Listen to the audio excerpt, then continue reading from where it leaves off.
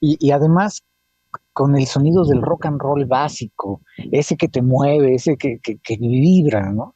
Sí, porque podíamos haber hecho una banda como muy original, experimental, buscar cosas, pero dijimos, vamos a la base de la música que es el rock and roll.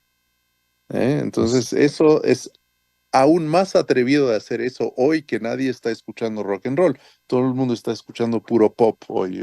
Solo es Taylor Swift por todas partes. Obviamente hay bandas de rock por ahí y por allá.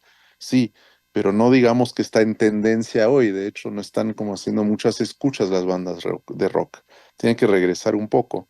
Pero, como se dice, el rock and roll nunca muere. Y nosotros nos inspiramos de las bandas mexicanas de los años 60, que son como los Yaquis, los Teen Tops, los Duk Duks. Eso fue nuestra principal influencia. Subterráneo.